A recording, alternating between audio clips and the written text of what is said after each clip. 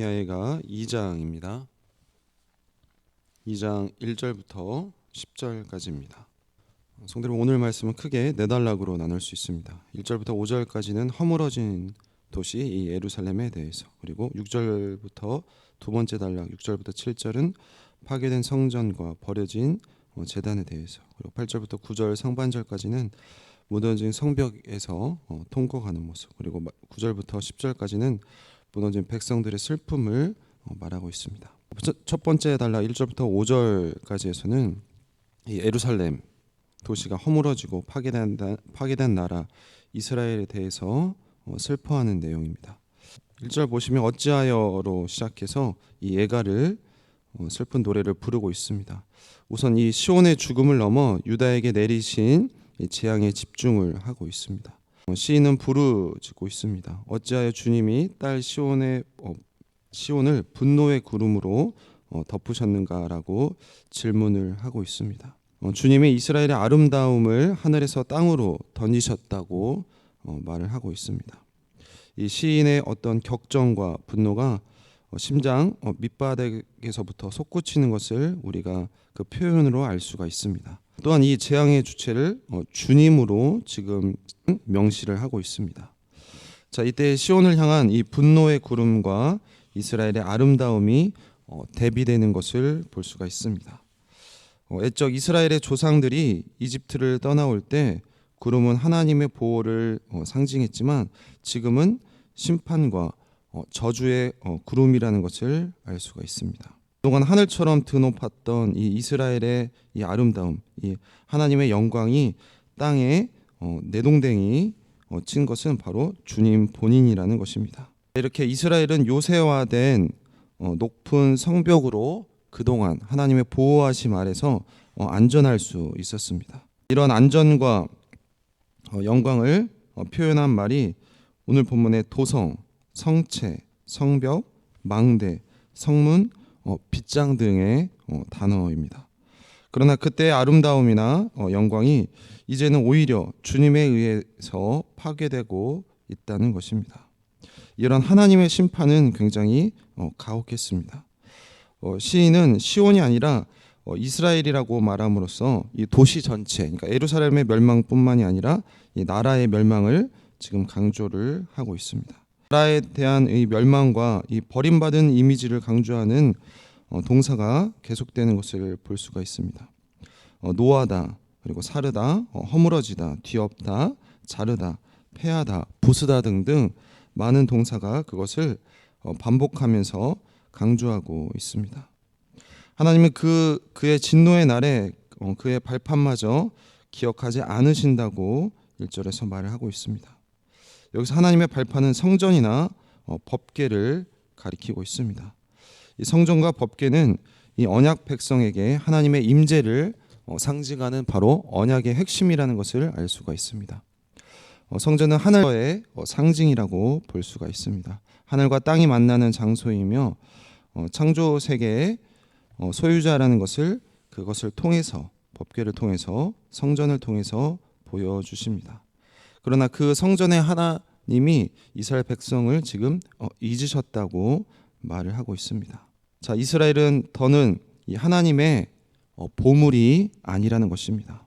우리가 그동안 강조했 이 세상 중에 많은 하나님의 보물이었는데 이제는 더 이상 아니라는 것입니다. 또한 주님은 자기 백성의 야곱의 모든 거처를 삼켰다고 말하고 있습니다. 이제는 하나님의 긍휼을 찾아볼 수 없다는 것입니다. 하나님의 분노로 하나님의 딸 유다의 견고한 성체들을 하나님께서 직접 다 뒤엎으셨다고 말을 하고 있습니다. 2절 보시면 시온 왕국과 그 통치자들의 머리를 땅에 바싹 엎드리게 해서 그들을 욕보이셨다고 말을 하고 있습니다.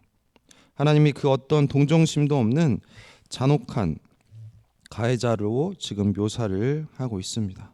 언약 백성에게 말씀하신 하나님의 성품과 반대 이미지를 오늘 본문에서 표현하고 있습니다.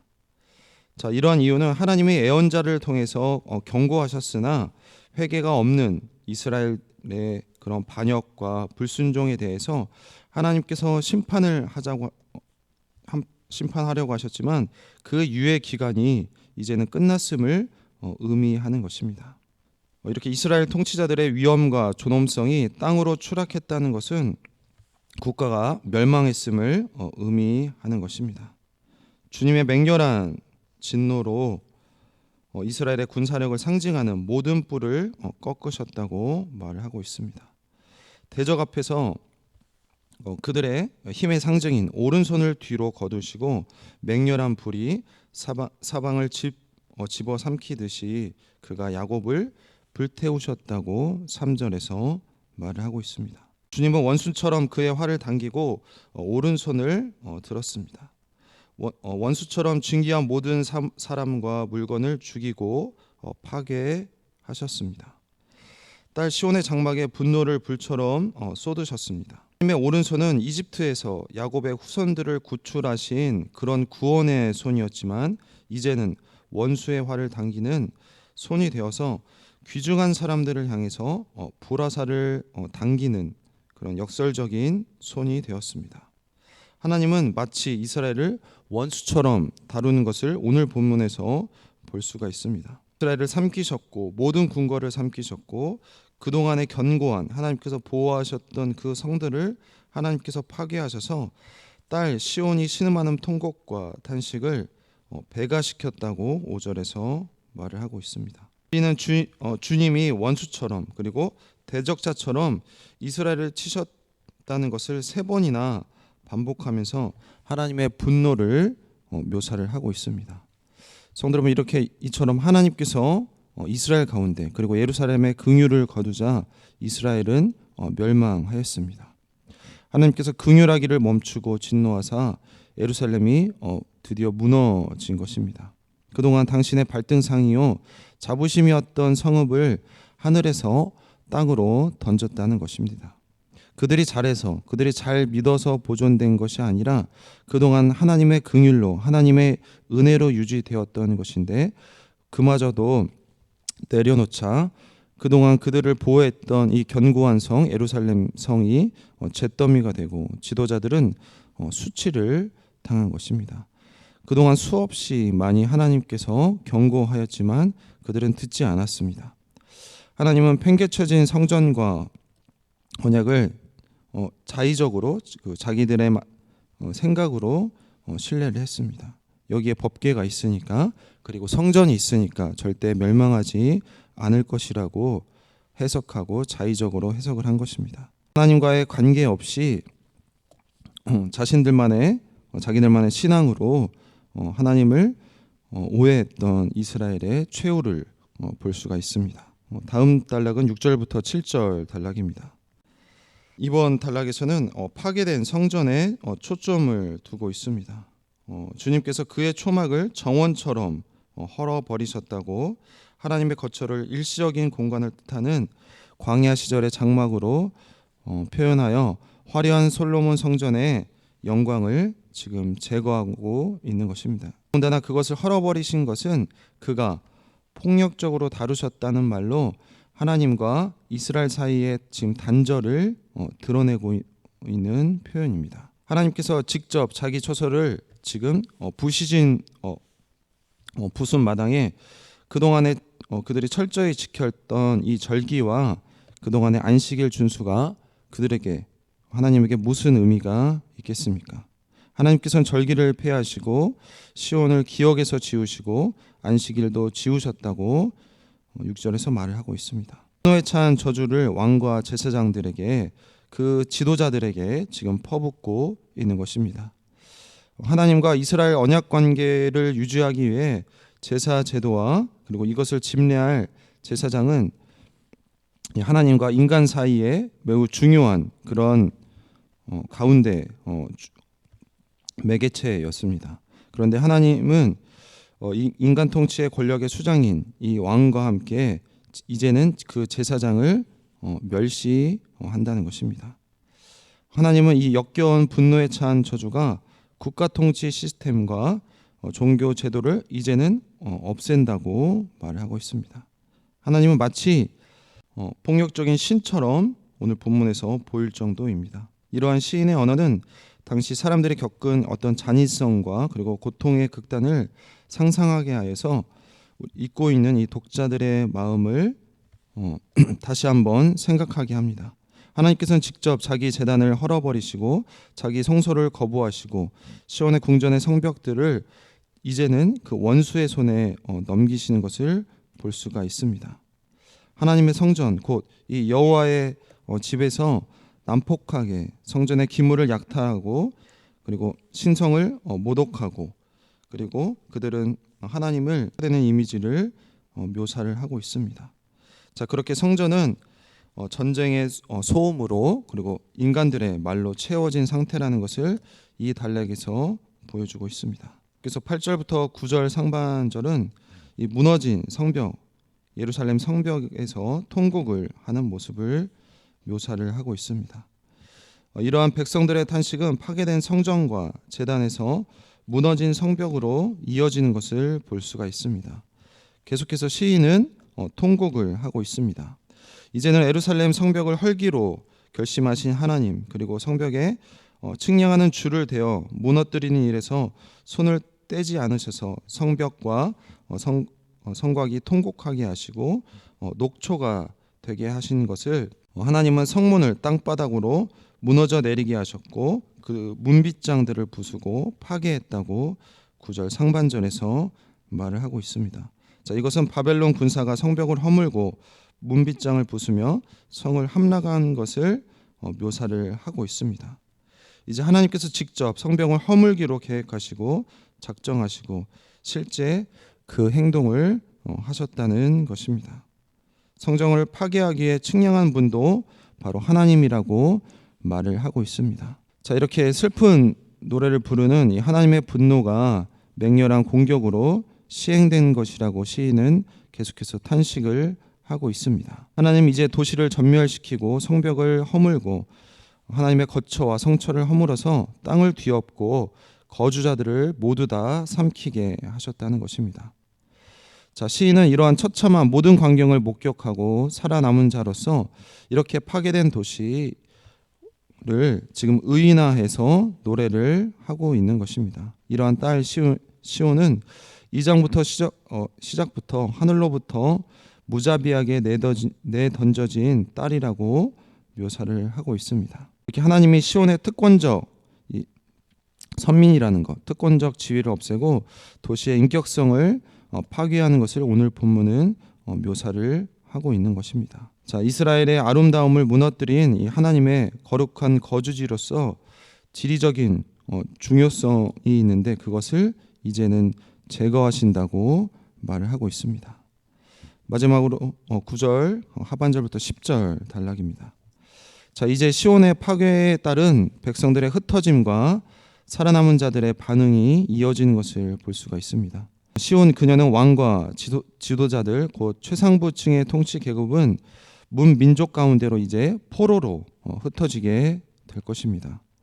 이 언약 백성의 이스라엘 통치 이념이자 삶의 방향성을 설정하는 그들의 율법이 없는 상황에서 예언자들은 이 여호와로부터 이 말씀마저 이 묵시마저 받지 못한다고 9절에서 말하고 있습니다. 즉 총체적인 난국이라는 것을 알 수가 있습니다. 그러나 이것은 아모스 예언자가 경고했던 것처럼 그것이 이제는 현실이 된 것입니다. 그래서 딸 시온의 장로들은 땅에 주저앉아서 할 말을 잃은 채 침묵하며 머리에 흙먼지를 뒤집어 쓰고 허리에 굵은 배를 두른 것을 묘사를 하고 있습니다. 예루살렘의 처녀들도 땅에 머리를 떨군다고 10절에서 말을 하고 있습니다. 자, 이러한 표현은 장로들부터 어린 소녀들까지 즉 사회 모든 구성원이 이 애도의식, 그러니까 슬픔을 표현하는 이 의인화된 시온의 애도 행위처럼 묘사를 하고 있습니다. 즉 모든 사회 구성원들이 수치를 느끼고 슬픔에 젖어서 괴로워한다는 것을 묘사를 하고 있는 것입니다. 성도 여러분, 오늘 본문 통화에서 이제는 하나님의 대적이 된 이스라엘에 대해서 묘사를 하고 있습니다. 그들이 선민이라고 해서 하나님의 백성이라고 해서 아무렇게나 산다고 해서 계속해서 하나님의 백성으로 대우를 받지 않는다는 것을 알 수가 있습니다. 그것은 진정한 사랑이 아닙니다. 왜냐하면 사랑은 인격적인 관계이기 때문입니다. 그들은 더 큰 사랑으로 하나님께서는 더 큰 사랑으로 그들을 끝내 기다렸지만 그들이 끝내 돌아오지 않아서 훈육할 수밖에 없었습니다. 그 사랑을 끝내 외면한 이스라엘이 선택한 것은 바로 하나님과의 이제는 원수 관계가 된 것입니다. 이렇게 원수가 된 관계에서 하나님은 이스라엘을 구원하신 그 능하신 손으로 이제는 직접 이스라엘을 치셨다고 말을 하고 있습니다. 하나님을 사랑한 한 나를 넘볼 수 없는 그런 세상에 어떠한 세력도 없습니다. 하지만 하나님을 사랑하지 않는 내가 이길 수 있는 세상의 힘은 없다고 오늘 본문에서 말을 하고 있습니다.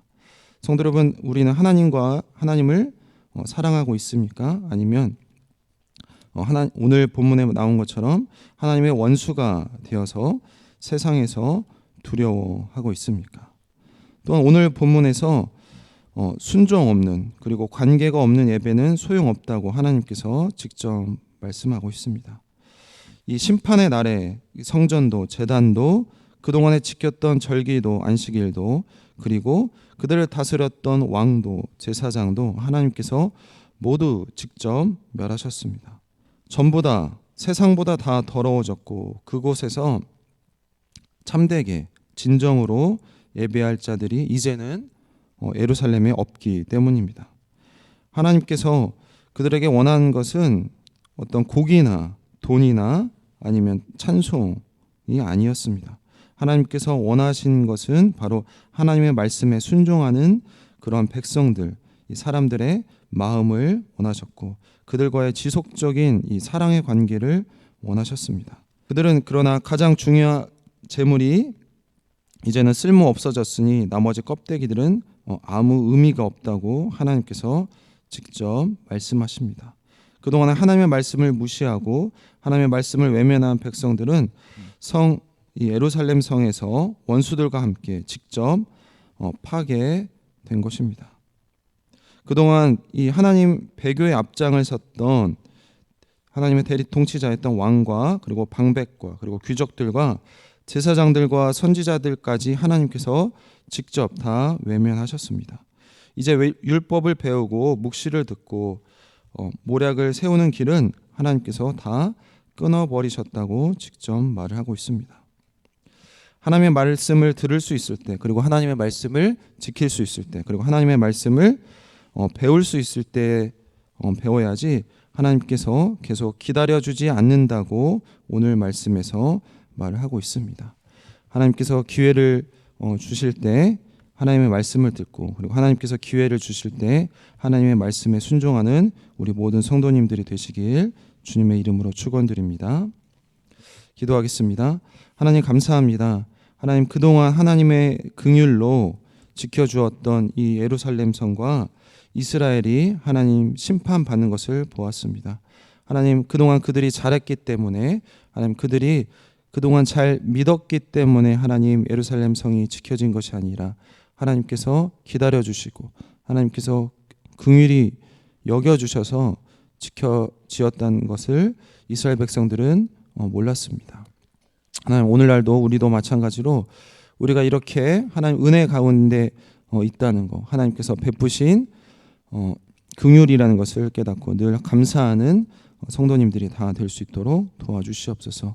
하나님께서 그 긍휼을 거두시자 은혜를 거두시자 이제는 하나님과의 원수가 되어서 이 원수들과 함께 직접 파괴당하는 이 예루살렘 성의 모습을 볼 수가 있습니다. 그들은 그동안 우리가 제사를 잘 드렸다고 하면서 하나님 절기를 잘 지켰다고 하면서 왕과 제사장이 그렇게 주장했지만 하나님의 말씀을 순종하지 않는 이런 절기와 안식일은 아무 소용이 없다고 말씀을 하고 있습니다. 하나님 오늘날도 마찬가지로 우리가 하나님과의 사랑의 관계 없이 지키는 그런 율법적인 것들을 하나님 회개하게 하시고 진정으로 하나님으로 사랑하는 마음으로 하나님의 말씀을 지키는 모든 성도님들이 다 될 수 있도록 도와주시옵소서. 감사드리며 예수님의 이름으로 기도했습니다. 아멘.